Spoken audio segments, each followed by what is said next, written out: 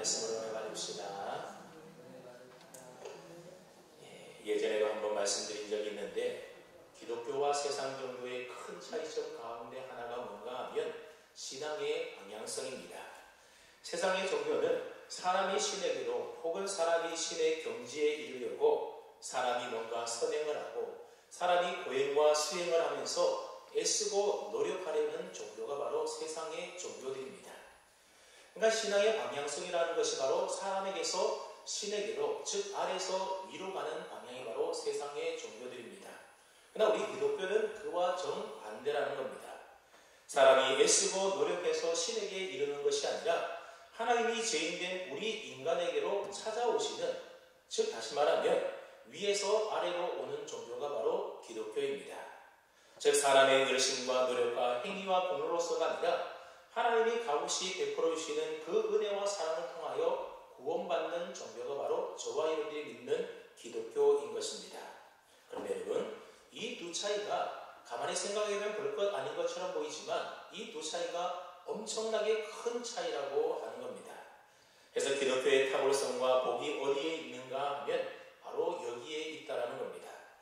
우리가 신앙생활하면서 잊지 말아야 될 것 가운데 하나가 뭐냐 하면 하나님은 결단코 내가 착하고 바르고 의로워서 구원해 주시고 나를 사랑하시고 내게 은혜를 주시는 것이 결코 아니라고 하는 사실입니다. 그래서 로마서 5장 8절 말씀해 보면 우리가 아직 죄인 되었을 때에 그리스도께서 우리를 위하여 죽으심으로 하나님께서 우리에 대한 자기의 사랑을 확증하셨느니라, 그렇게 말씀하고 있습니다. 쉽게 말하면 하나님이 우리를 언제 사랑해 주셨다라는 겁니까? 우리가 아직 죄인이 되었을 그때에 의로움이나 선함이나 아무것도 없는 죄인된 그때에 하나님이 이미 우리를 사랑해 주셨다라고 하는 겁니다. 우리가 이 사실을 잊게 되면 우리가 때로는 신앙생활하다가 여러 가지 실패하고 좌절하고 낙심하게 될 때에 우리의 신앙 자존감이 완전히 와르르 무너지게 된다는 겁니다. 여러분, 요한복음 21장에 나오는 베드로의 지금 모습이 바로 그런 모습이 아닙니까? 우리가 앞서 살펴보았던 것처럼 베드로는 예수님의 수제자이면서도 예수님을 모른다고 저주까지 해가면서 3번씩이나 부인했던 제자입니다. 그러다 보니 베드로는 지금 자기 자신에 대하여 너무나 실망이 컸던 겁니다. 그래서 다시 갈릴리 바다에 고기 잡는 옛날 어부 생활로 돌아가 버리고 말았습니다. 그러나 주님은 그런 베드로에게 직접 찾아오셔서 그에게 용기와 격려를 부어주시고 그를 다시 회복시켜주는 모습이 바로 요한복음 21장의 내용이라는 겁니다. 여러분, 베드로뿐만 아니라 우리가 요한복음 20장에서 살펴보았던 도마도 또 그렇지 않습니까? 도마는 주님의 부활하심을 의심하면서 내가 내 손을 직접 예수님의 창자국 난 손에다가 못 박힌 손과 또 옆구리에다가 손을 넣어보지 않고는 믿지 않겠다, 그렇게 의심했던 제자였습니다. 그런 도마를 위하여 예수님이 직접 찾아오셔서 도마에게 모든 의심을 다 덜어주시고 그를 다시 회복하여 결국 인도에 가서 순교하는 주님의 제자로 세우는 것을 보게 됩니다. 이처럼 기독교는 시리에 빠져있고 낙심해 있을 그때에 너가 용기를 내봐, 너가 일어나봐, 그런 종교가 아니라는 겁니다. 우리가 부족하고 연약해서 시리에 빠져있을 때에 말씀으로 우리에게 다가오시고 때로는 성령의 은혜와 능력으로 다가오시고 때로는 친밀한 임재 가운데 주님이 우리에게 직접 찾아오신다는 겁니다. 그래서 쓰러져 있고 낙심해 있고 좌절해 있는 우리를 다시금 일으켜 세우셔서 우리를 주님의 충성스러운 일꾼으로 다시 회복시켜 주시는 분인 겁니다. 사실 이런 관점과 각도에서 본다라고 한다면 여러분, 성경 전체가 바로 다 그런 내용들이라는 겁니다. 여러분, 첫 인간 아담이 범죄하여 선악과를 따먹은 후에 두려워서 숨지 않습니까? 그때 이 아담이 무화과 나무 잎을 엮어서 자기 문제를 스스로 해보지만 자부책을 찾을 수가 없었다는 겁니다. 그때 하나님이 그런 아담에게 찾아오게 됩니다. 그리고 가죽옷을 지어 입힘으로 벌거벗은 문제를 해결해 주지 않습니까? 여러분, 예수님도 또한 마찬가지입니다. 예수님은 남편 5을 바꾸고도 인생의 목마름을 해결하지 못한 채 살아가고 있었던 이 수가성 여인에게 예수님이 찾아가셨다는 겁니다. 우연히 만난 것이 아니라 성경을 좀 자세히 읽어보면 예수님이 의도적으로 이 여인에게 찾아간 찾아간 것을 볼 수 있습니다. 그때 예수님은 이 여인 한 사람을 위하여 유대인들이 상종하지도 않았던 사마리아를 내가 통과하여야 하겠다. 그렇게 제자들에게 말씀하시고 그곳으로 향하여 갔던 겁니다. 그리고 영원히 목마르지 않는 샘물이신 주님께서 그녀를 찾아가 주심으로 그녀의 인생의 모든 목마름의 문제를 단숨에 해결해 주셨던 겁니다. 또한 베데스다 목가의 병자에 찾아가서 그에게 자리를 들고 일어나 걸어가라 말씀하시면서 38년 된 그의 병을 예수님이 찾아가셔서 그를 고치고 회복해 주셨다라고 하는 겁니다. 그냥 보십시오. 주님은 우리를 보고 너가 일어나라, 너가 회복해라, 너 힘으로 극복해라 그러시지 않는다라는 겁니다. 주님의 말씀으로 성령의 은혜로 친밀한 임재 가운데 우리 가운데 찾아오셔서 내가 일으켜 줄게 하시면서 우리를 회복시켜 주시는 분이 바로 우리 주님이시고 우리 하나님이시라는 겁니다. 그러니 우리 주님이 얼마나 고맙고 감사한 분입니까? 그래서 요한일서 4장 10절 말씀에 보면 우리가 하나님을 먼저 사랑한 것이 아니라 하나님이 먼저 우리를 사랑하셨다 그렇게 말씀하고 있습니다. 그래서 여러분 우리가 주님을 먼저 사랑할 재간이 우리에게는 없는 겁니다. 우리가 아직 죄인 되었을 그때에 하나님이 우리에게 찾아오셔서 우리를 먼저 사랑해 주시고 우리에게 먼저 은혜를 베풀어 주셨다라고 하는 겁니다. 요한복음 21장은 바로 이러한 사실을 베드로의 회복을 통하여 우리에게 다시 한번 가르쳐주고 있는 말씀이라는 겁니다. 그래서 우리가 지난 시간에 살펴보았던 것처럼 예수님께서는 밤새 물고기 한 마리 잡지 못하여 지쳐있던 베드로와 다른 제자들에게 찾아오셔서 그들을 위하여 따뜻한 숯불을 피워두시고 또 떡과 생선을 구워서 아침 조반을 준비하지 않습니까? 그래서 제자들에게 따뜻한 숯불과 그리고 그들에게 맛있는 아침 조반을 먹이게 됩니다. 아침 햇살이 따사롭게 비치는 해변가의 아침 식사를 다 마치게 되자 예수님은 베드로를 부드러운 눈길로 바라보시며 베드로에게 이렇게 묻습니다. 요한의 아들 시몬아, 내가 이 사람들보다 나를 더 사랑하느냐? 그럼 예수님이 베드로를 부를 때 지금 뭐라고 부르고 있습니까? 베드로야, 게바야 그렇게 부르시는 것이 아니라 요한의 아들 시몬아 그렇게 부르고 있다는 겁니다. 여기 시몬은 베드로가 예수님을 만나기 전에 가지고 있었던 옛 이름이 바로 시몬이었다는 겁니다. 주님이 처음 베드로를 만났을 때에 예수님께서 베드로에게 뭐라고 말씀하셨는가 하면 내가 요한의 아들 시몬이니 장차 게바라 하리라. 장차 게바라고 이름을 부르게 될 것이라는 겁니다. 여러분 이 게바라고 하는 말은 우리가 잘 알고 있는 것처럼 당시 유대인들이 사용하던 아람어로 말하면 반석이라는 뜻을 가지고 있는 말이 바로 아람어 게바입니다. 주님께서는 시몬이라는 옛 이름 대신에 반석이라고 하는 새 이름을 주셨던 것은 시몬이 반석가루 같은 굳건한 믿음의 소유자가 되기를 바라셨기 때문이었을 겁니다. 근데 이 반석이라는 뜻을 지닌 헬라어가 뭔가 하면 페트로스, 즉 베드로라는 겁니다. 근데 오늘 본문을 보게 되면 예수님께서 베드로야, 게바야 그렇게 부르는 것이 아니라 시몬아 그렇게 부르고 있다라는 겁니다. 여기에는 주님의 어떤 의도가 좀 담겨져 있는 것처럼 보입니다. 여러분 어떤 의도이겠습니까? 베드로야, 너는 나를 모른다고 3번이나 부인하지 않았니? 그러나 나를 모른다고 부인하는 것은 새 사람 베드로 게바가 아니라 너의 옛사람인 시몬인 거야. 그렇게 잔신만만하게 나를 사랑한다라고 소리치던 너의 옛자가 나를 부인한 거야. 여러분 바로 이것이 그에게 깨우쳐 주시려고 하는 주님이 의도적으로 그래서 요한의 아들 시몬아 내가 사랑하느냐 그렇게 물으셨던 것입니다.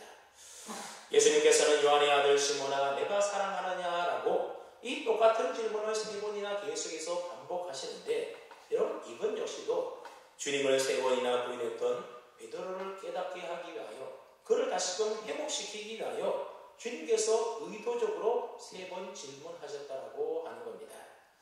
이처럼 베드로를 깨우치도록 하기 위해서 주님은 의도적으로 여러 가지 일들을 행하셨는데 우리가 이미 지난 시간에 살펴보았던 말씀에서도 우리가 좀 찾아볼 수가 있습니다. 베드로와 제자들이 밤이 맞도록 수고했으나 물고기 한 마리도 잡지 못하다가 예수님께서 해안에서 그물을 배 오른편에 던지라 그렇게 말씀했을 때에 그 말씀에 순종했을 때에 많은 물고기를 잡지 않습니까?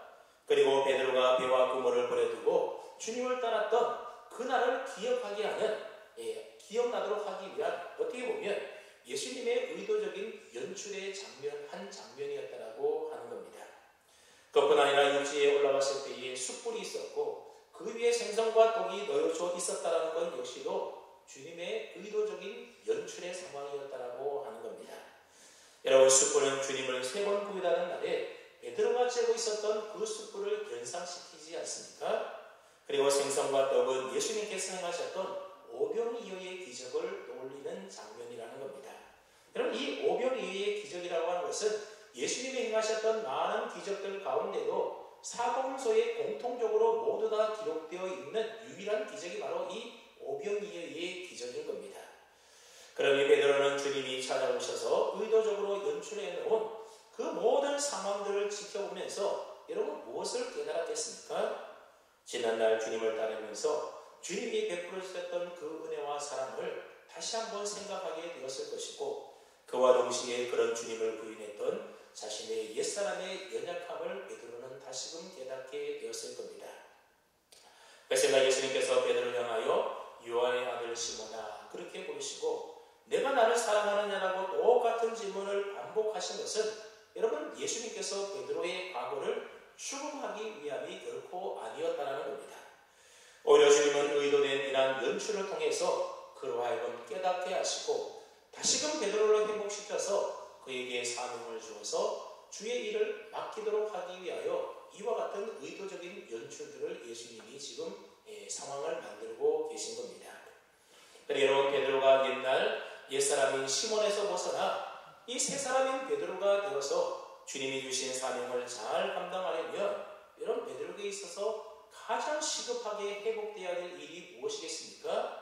그것은 바로 주님과의 온전한 관계 회복입니다. 주님과의 사랑의 관계가 다시금 회복되어야만 온전히 주님의 일을 주님께서 맡겨주신 내 양을 먹이라고 하는 사명을 감당할 수 있게 되는 겁니다. 그래서 오늘 본문에서 주님은 베드로에게 너가 이 사람들보다 나를 더 사랑하느냐, 그렇게 너가 나를 사랑하느냐고 묻고 계시는 겁니다. 그런데 우리가 헬라어 원문을 읽어보게 되면 이 사람들보다라고 하는 말이 투톤이라고 하는 단어를 사용하고 있는데, 이 투톤이라고 하는 단어는 이 사람들이라는 뜻도 있지만 이것들보다라고 하는 그런 대명사의 뜻을 가지고 있기 때문에 이것들보다 이렇게 번역해도 문제가 없다라고 하는 겁니다. 그래서 우리 개역 성경에도 보게 되면 이 15절에 나와 있는 사람들보다 앞에 보면 가로 열고 1이라고 해놓고 밑에다 간주를 달아놓는데 뭐라고 간주를 달아놓았다는 겁니까? 또는 것들보다 이렇게 달아놓았습니다. 즉 이 사람들보다 라는 말을 쓰기도 하고 혹은 또는 뭐라는 겁니까? 이것들보다 이런 의미를 가지고 있는 단어라고 하는 겁니다. 그러니까 주님이 요한에게 하신 내가 이 사람들보다 더 사랑하느냐라고 하는 질문은 내가 이것들보다 나를 더 사랑하느냐 그렇게 번역할 수도 있다는 겁니다. 즉 이 두 가지가 다 해석이 가능하다는 겁니다. 만약 오늘 본문처럼 이 사람들보다 라는 말로 번역을 한다고 한다면 그렇다면 여기서 말하는 이 사람들이라고 하는 것은 누구를 가리키는 것이겠습니까?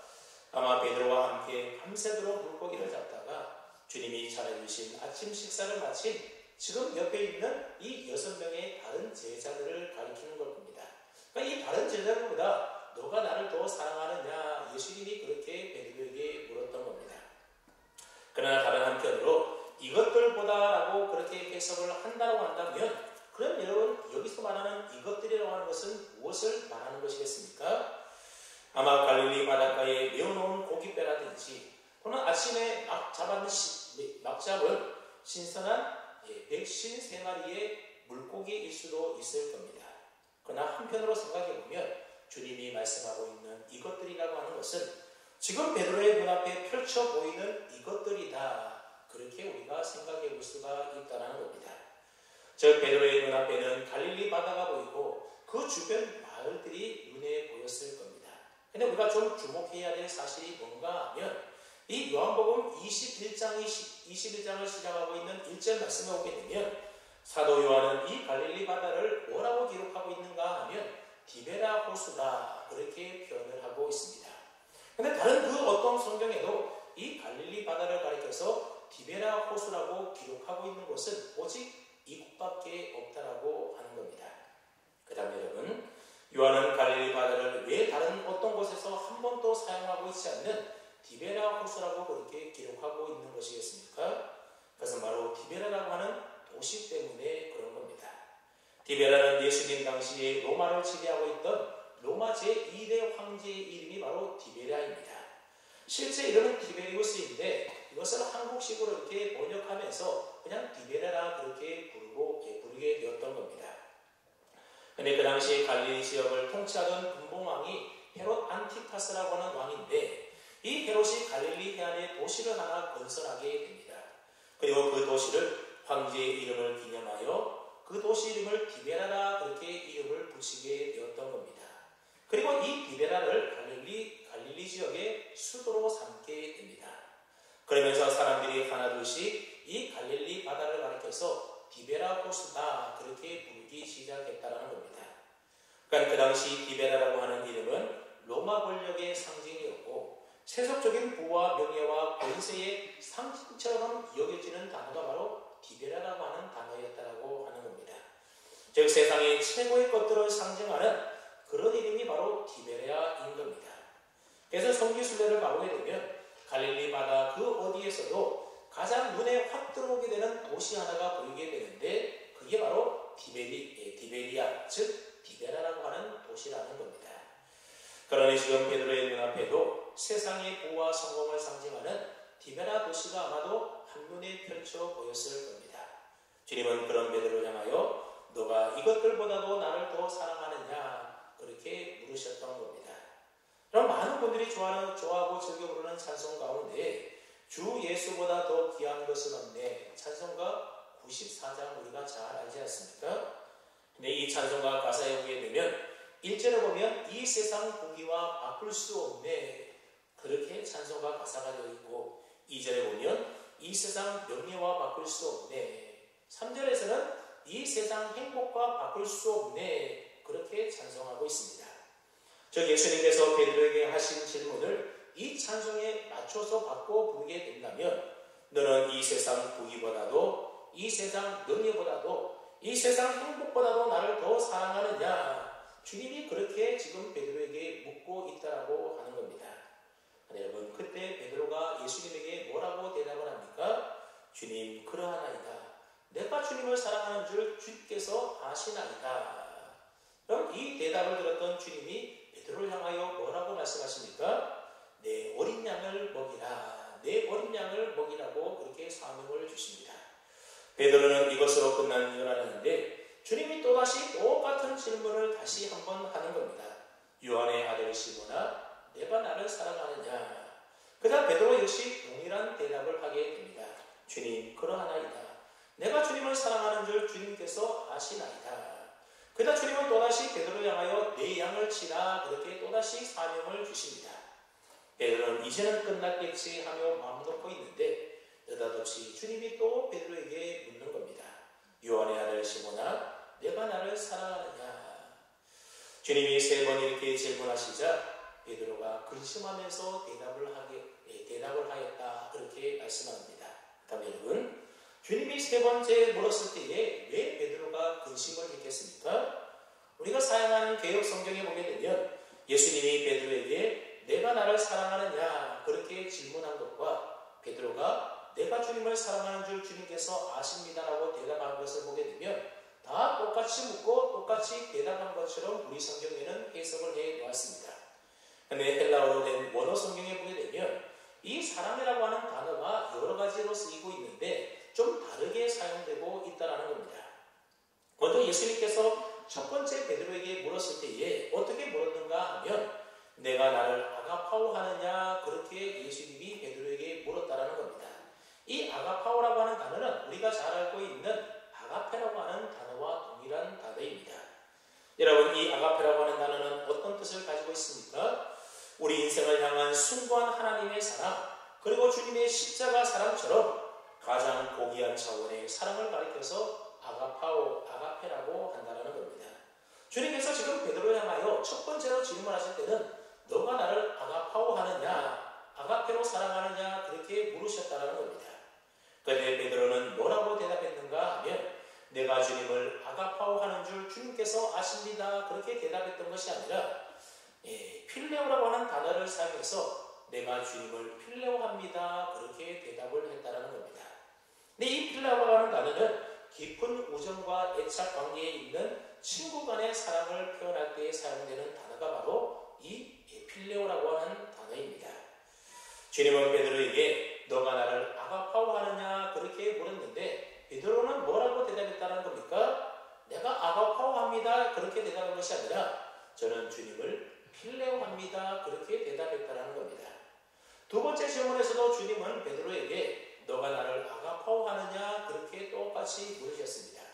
이때도 베드로는 저는 주님을 아가파오 합니다. 대답한 것이 아니라 필레오 합니다. 그렇게 대답했다는 겁니다. 그런데 세 번째 물으실 때는 주님이 질문을 좀 바꾸어서 베드로에게 묻습니다. 너가 나를 필레오 하느냐? 첫 번째, 두 번째는 너가 나를 아가파오 하느냐 이렇게 물었는데 세 번째는 두 번 다 베드로가 내가 주님을 필레오 합니다 그랬더니 세 번째는 그러면 너가 나를 필레오 하느냐 이렇게 물으셨다는 겁니다. 그때 베드로는 바꾸어서 하시는 이 주님의 질문 때문에 잠시 근심하였다라고 나옵니다. 그리고 나서 내가 주님을 필레오하는 줄 주님께서 아십니다. 그렇게 고백했던 겁니다. 여러분 이게 무슨 말이겠습니까? 앞서 말한 대로 아가파오라고 하는 단어는 전적인 생명을 주시는 헌신적인 사랑, 신적인 사랑을 말하는 겁니다. 그러니까 주님께서 베드로에게 첫 번째, 두 번째 질문하실 때에는 너가 나를 정말로 목숨을 다하여 그렇게 사랑할 수 있겠니? 그렇게 물으셨던 겁니다. 여러분 예전에 주님을 부인하기 전에 베드로는 어떤 사람이었습니까? 내가 죽을지언정 주님을 부인하지 않고 끝까지 주님을 따르겠습니다. 내가 주님을 아가파오 하겠습니다. 그렇게 호언장담했던 사람이 바로 베드로이지 않습니까? 그래서 주님은 너가 지금도 그렇게 나를 아가파오 하느냐 그렇게 묻고 있었던 겁니다. 그러니 이미 주님을 모른다고 저주까지 해가면서 세 번씩이나 부인했던 이 베드로의 입장에서 본다면 내가 주님을 아가파오 합니다. 그렇게 자신있게 떳떳하게 대답을 하지 못했던 겁니다. 그럼에도 불구하고 이 베드로의 마음속에는 여전히 주님을 사랑하는 그 마음은 있었던 겁니다. 그래서 베드로는 내가 주님을 아가파오 합니다. 그렇게는 차마 말하지 못하고 내가 주님을 필레오합니다. 내가 다른 그 어떤 친구들보다도 세상의 다른 그 어떤 것보다도 주님을 필레오로 사랑합니다. 그렇게 고백했다는 겁니다. 그래서 주님이 또다시 물으셨습니다. 너가 나를 아가파오 하느냐? 주님 사실은요. 제가 주님을 모른다고 세 번이나 부인도 했고 저주도 했고 도망쳤던 놈이라서 그런 제가 감히 어떻게 주님을 아가파오 할 정도는 못되고 주님을 필레오합니다. 그렇게 두 번째 대답을 했던 겁니다. 그러나 주님은 세 번째 질문에서 그러면 정말 그렇다고 하면 너가 나를 필레오로 사랑하느냐 그렇게 물으셨던 겁니다. 그러나 베드로는 자신이 정말 주님을 필레오가 했는지 아마 자기 자신을 한 번 더 돌이켜보았던 것 같습니다. 왜냐하면 예전에 큰 소리 쳐놓고 실패하고 실수했던 그 일을 다시 반복하지 않기 위해서입니다. 사실 아주 친한 의리 있는 친구 사이에도 친구를 위하여 자기 목숨을 버리는 그런 의리 있는 우정도 있지 않습니까? 어쩌면 베드로는 그런 필레오 사랑만큼도 혹시 내가 주님을 사랑하지 못하는 것은 아닐까 아마 그런 근심을 좀 했던 것 같습니다. 하지만 베드로는 뭐라고 대답을 합니까? 17절 중반에 보게 되면 주님 모든 것을 아시오매. 주님께서는 제가 주님 모른다고 맹세와 저주까지 하신 것 다 아시지 않습니까? 요한의 아들 시몬의 옛사람의 모습이 그러한 것 다 아시지 않습니까? 그러나 제 마음속에 주님을 사랑하는 마음이 있다는 것도 주님 다 아시지 않습니까? 그럼 만약 이 장면을 드라마나 영화로 표현을 했다고 한다면 첫 번째, 두 번째 주님이 물으셨을 때는 아마 베드로가 별 감흥이 없이 자연스럽게 그렇게 대답을 했을 겁니다. 그러나 주님이 단어를 바꾸어서 세 번째로 내가 나를 필레오하느냐, 나를 정말로 사랑하느냐 그렇게 물으셨을 때에 베드로는 아마도 막 근심을 하면서 또 입술을 막 떨면서 어쩌면 눈물까지 글썽거려가면서 주님, 나 정말로 주님 사랑합니다. 아마 그렇게 고백하지 않았겠습니까? 그렇다면 여러분, 주님은 왜 베드로에게 이처럼 3번씩이나 너가 나를 사랑하느냐 그렇게 물으셨던 것이겠습니까? 그냥 한 번 물어도 되는데 왜 주님은 짓궂게도 3번씩이나 똑같은 물음을 그렇게 베드로에게 묻고 계시는 것이겠습니까? 첫째는 베드로로 하여금 이 3번의 대답을 통하여 주님 사랑에 대한 확신을 다시금 회복시켜 주시기 위함 때문이었던 것 같습니다.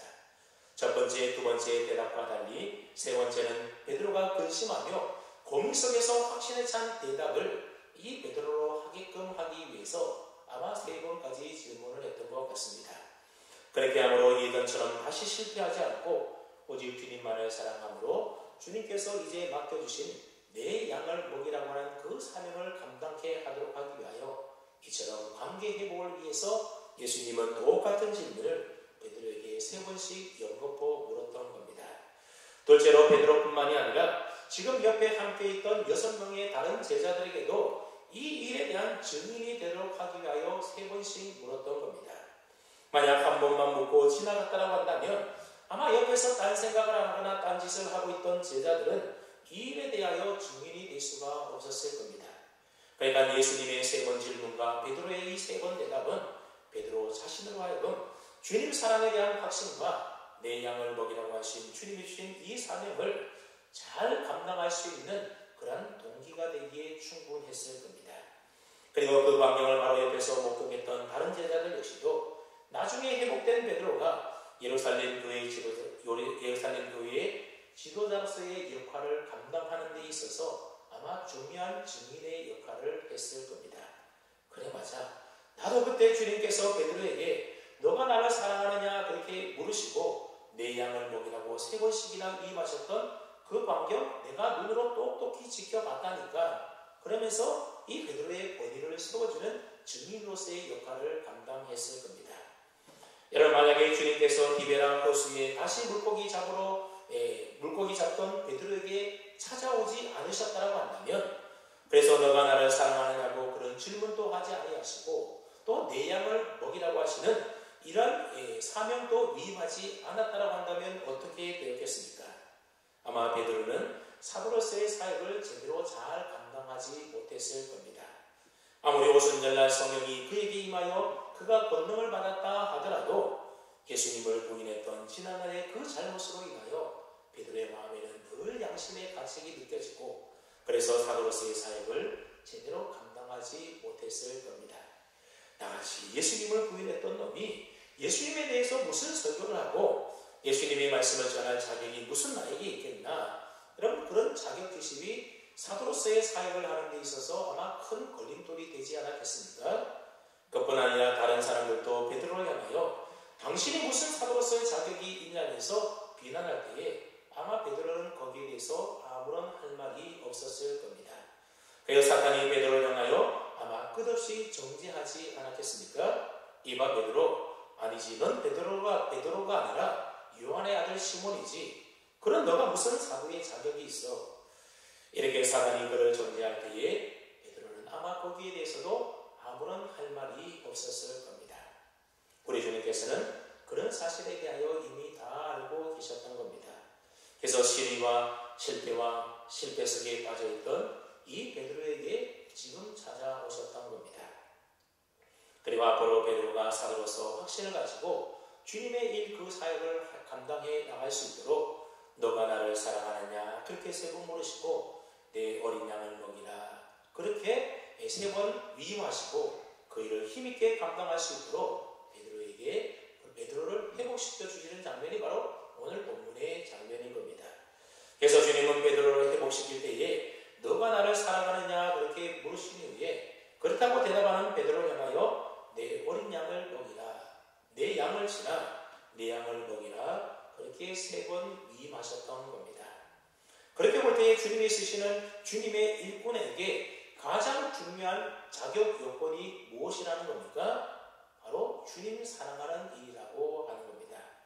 여러분 세상은 일꾼들을 뽑을 때에 그 사람이 가지고 있는 재능과 능력을 가지고 그 사람을 뽑지만 그러나 주님의 일이라고 하는 것은 그러한 세상적인 재능과 능력으로 하는 것이 아니라 주님을 사랑하는가 그 인격을 가지고 주님의 일을 감당해 나간다라고 하는 겁니다.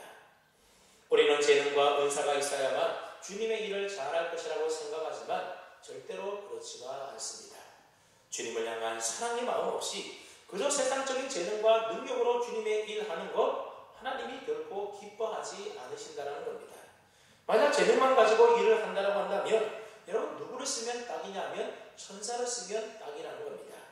여러분 천사는 사람처럼 불순종하거나 이런저런 핑계를 대거나 토를 달지 않습니다. 천사는 또한 얼마나 신속하게 일을 척척 잘 처리하는지 모릅니다. 그러나 주님은 이 땅을 하나님의 나라로 회복시켜가는 일에 천사들을 시키지 않는다는 겁니다. 주님은 하나님을 사랑하는 믿음의 사람들을 통해서 자신의 일을 이 땅 가운데 펼쳐나가기를 원하셨던 것입니다.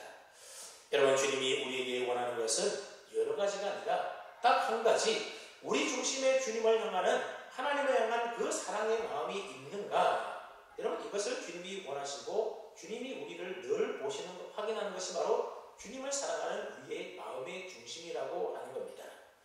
그렇기 때문에 우리의 신앙도 무엇으로 늘 점검해야 하는가 하면 주일 성수 잘하고 11조를 비롯한 물질생활 잘하고 교회 이런저런 곳에서 열심히 봉사하고 이런 외적인 행위를 통하여 우리의 신앙을 점검하려고 해서는 안 된다는 겁니다. 물론 그렇다고 해서 이런 신앙생활의 외적인 행위들이 중요하지 않다 그런 말은 결코 아닙니다.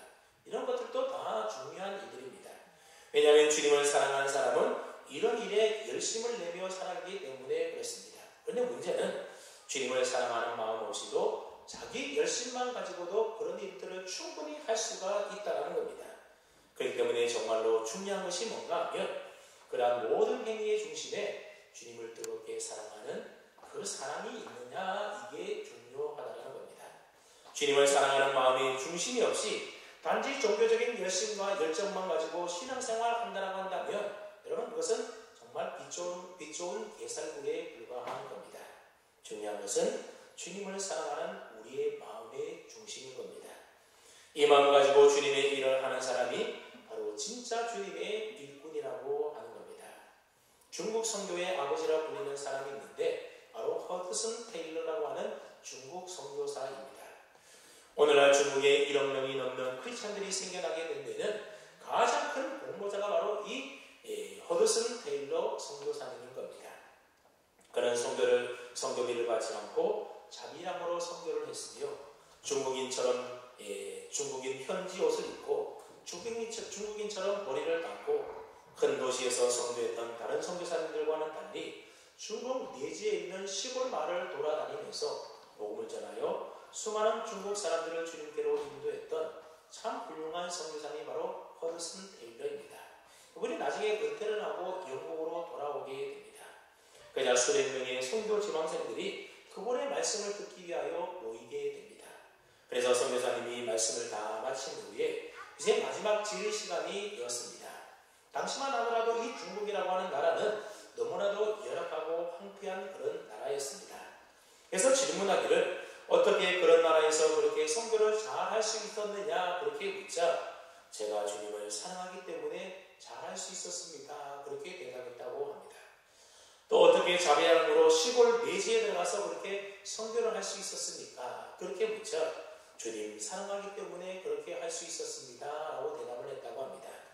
어떻게 그렇게 열악하고 위험한 상황 속에서도 끝까지 참고 선교를 할 수 있었습니까? 그렇게 물을 때에 제가 주님 사랑하기 때문에 그렇게 할 수 있었습니다. 그의 대답은 오직 하나 제가 주님 사랑하기 때문이었다라고 대답을 했다고 합니다.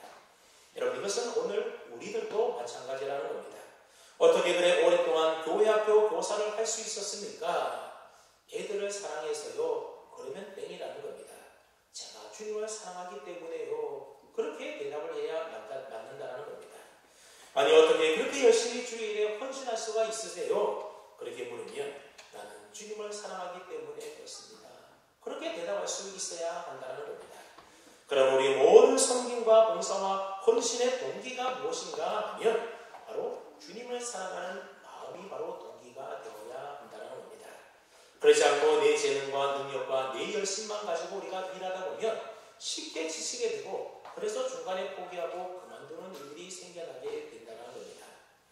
여러분, 우리가 주님을 온전히 사랑하려면 요한복음 21장의 베드로와 같이 옛사람이 깨어지고 자기가 부인되어지는 그 일을 경험해야만 한다는 겁니다. 베드로처럼 실패와 좌절에 있을 때에 주님이 내게 찾아오셔서 주님의 사랑으로 나를 회복시켜 주시는 그 은혜의 체험이 우리 가운데 있어야만 하는 겁니다. 여러분, 예전에 베드로 같았으면 너가 나를 사랑하느냐 라고 하는 이 주님의 질문 앞에 베드로가 뭐라고 대답하겠습니까? 물론이죠. 제가 주님을 사랑하지 않으면 어느 누가 주님을 사랑하겠습니까? 저는 주님을 위해서라면 제 목숨까지도 다 내어놓겠습니다. 아마 의기충천해서 덤벙거리면서 대답을 했을 겁니다. 근데 베드로는 3번의 부인의 실패의 그 경험을 통해서 완전히 자기 자신에 대한 신뢰가 깨어지는 것을 경험하게 되었던 겁니다. 나라는 존재가 이런 존재이구나. 내 안에는 선함도 능력도 아무것도 없구나. 자기 자신이 아무것도 아니라는 것에 대하여 너무나도 절실히 깨닫게 되었던 겁니다. 그러면서 자신의 자아가 산산에 깨어지는 것을 베드로는 경험하게 되었습니다. 여러분, 우리의 믿음이 성숙해지기 위해서는 반드시 나의 자아가 깨어지는 그 경험, 그 단계를 우리가 거쳐야만 한다는 겁니다. 내가 주님을 사랑합니다가 아니라 제가 주님을 사랑하는 줄 주께서 아십니다. 나를 근거해서 나를 신뢰함으로 주님을 사랑한다고 고백하는 것이 아니라 주님에게 근거해서 주님을 신뢰함으로 주님 사랑을 고백해야 한다는 겁니다. 그렇게 자기에 대한 신뢰를 완전히 깨뜨리고 자기에 대하여 철저하게 부정하고 부인할 때에 전적으로 주님을 의존하게 되고 주님을 신뢰하는, 그래서 성숙한 믿음과 신앙으로 우리가 바뀌게 된다라고 하는 겁니다. 주님께서 실패하여 절망하여 자기 연민에 빠져있던 베드로에게 찾아오셔서 의도적인 설정들을 통하여 그를 다시금 회복시키시고 마침내 그에게 내 양을 먹이라고 하는 사명을 그래서 위임하셨던 겁니다. 혹시 오늘 우리들 가운데도 또 우리 교회 성도들 가운데도 주님으로부터 치유받고 회복되어야 될 영혼들이 아마도 많이 있을 겁니다. 베드로처럼 세상에 나아가 주님을 모른다고 부인하며 세상 살다가 만신창이 되신 분이 있을 수도 있을 것이고, 세상의 물질과 탐욕에 눈이 어두워서 하나님 말씀 뒷전에 두고 죄와 타협하면서 인생 한번 어디 내 멋대로 살아보려고 하다가 아무것도 남은 것 없이 빈털터리가 되신 분들도 있을 수가 있을 겁니다. 또 베드로처럼 남이 모르는 죄를 범하여 마음의 죄책감과 고통을 안고 그 아픈 가슴 주체하지 못하여 주저앉아 계신 분이 있을 수도 있을 겁니다.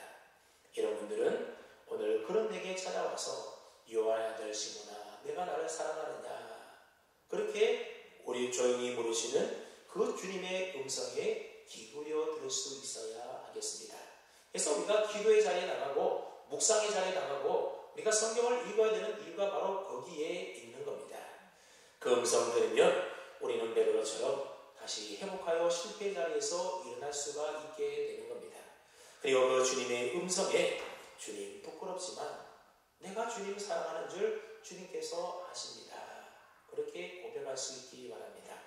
그러면 여러분의 마음에 난 아픈 상처에 새살이 돋아나게 되고 아물고 치유되고 회복되는 놀라운 치유의 은혜를 경험하게 될 것입니다. 그리고 이제부터 내 양을 먹이라고 부르시는 그 주님의 부르심 앞에 주님께서 위임하시고 맡겨주신 그 사명 앞에 이제 주님의 그 사랑을 가지고 믿음으로 잘 감당해 나감으로 우리가 베드로처럼 회복된 신앙으로 교회 기둥과 같이 주님 나라 영광을 위하여 귀하게 쓰임받을 수 있는 그런 저가 다 될 수 있기를 주님의 이름으로 축원합니다.